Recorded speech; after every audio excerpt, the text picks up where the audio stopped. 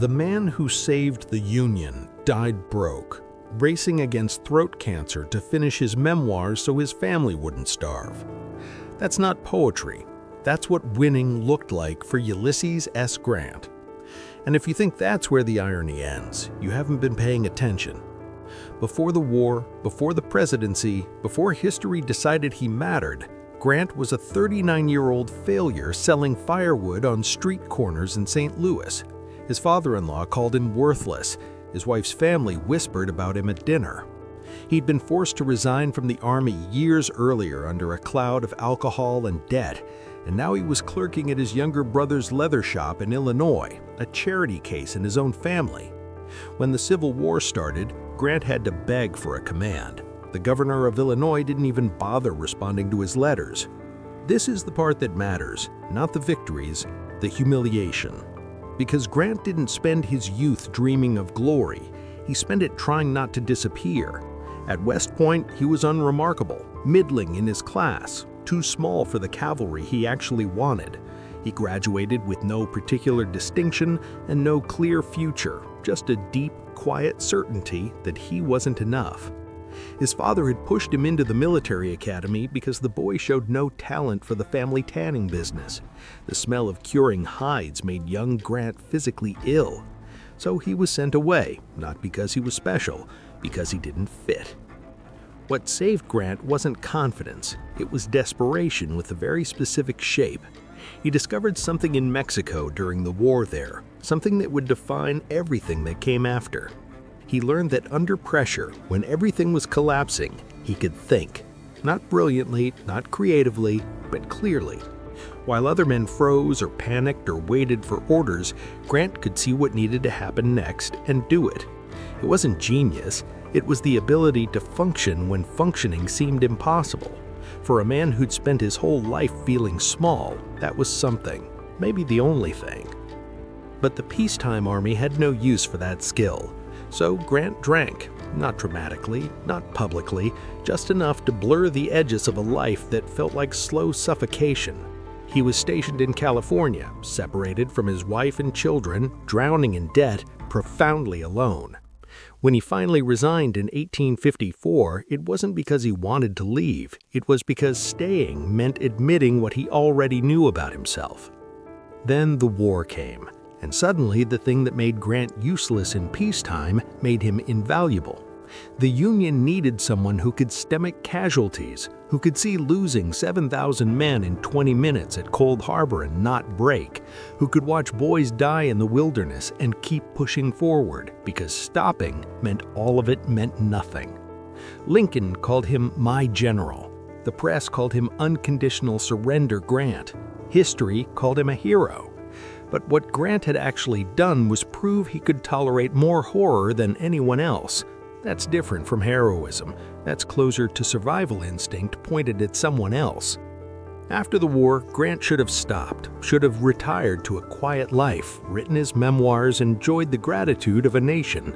But men who spend their lives escaping insignificance don't stop when they finally matter. They find new battles. Because mattering is a feeling that fades, and the fear underneath it never does. So he became president, not because he wanted power, because people wanted him to have it, and that felt like proof he wasn't the failure from the leather shop anymore. He won easily, and then he discovered that politics required a completely different skill set than war. Politics required knowing who to trust. Grant had spent 4 years trusting no one, making decisions alone, surviving by instinct.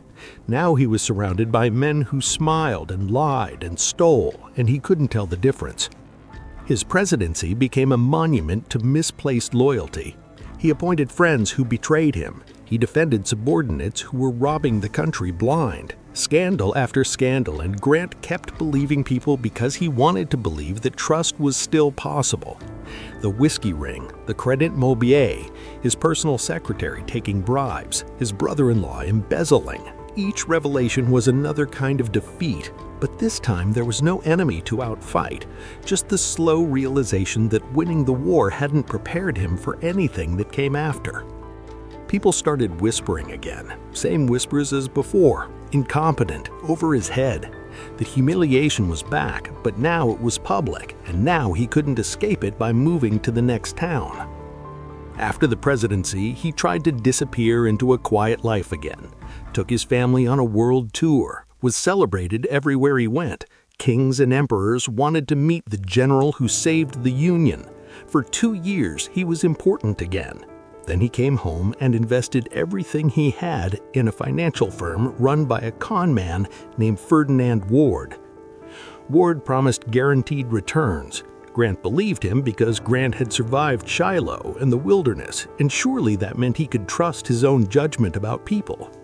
Ward stole everything, every dollar. Grant woke up one morning worth less than nothing. 62 years old, the most famous general in America, and he was broke again, back where he started.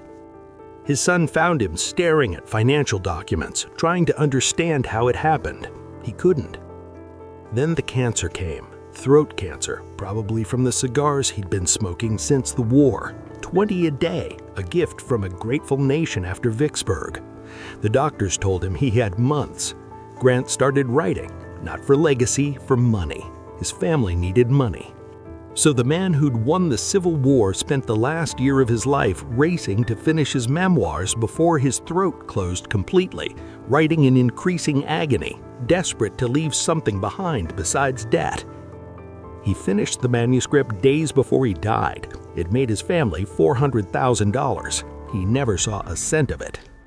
Here's what nobody tells you about Grant.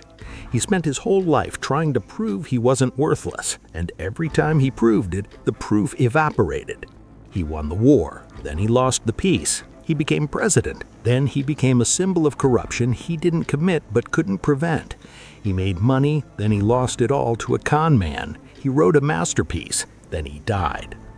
The thing that made Grant great, that ability to endure unbearable pressure and keep moving forward, was the same thing that destroyed him.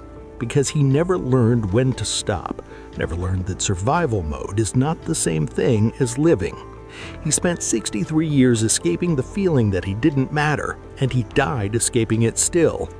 They put him in the largest tomb in North America. 1 million people came to watch, and inside that monument, in the silence, is a man who spent his whole life trying to outrun a version of himself that never stopped following. He saved a country. He freed 4 million people. He changed history, but he never escaped the one thing he was actually running from. The question isn't whether Grant was a hero. He was. The question is whether being a hero saved him from himself. And if you're still wondering about that, you're not paying attention to how the story ended.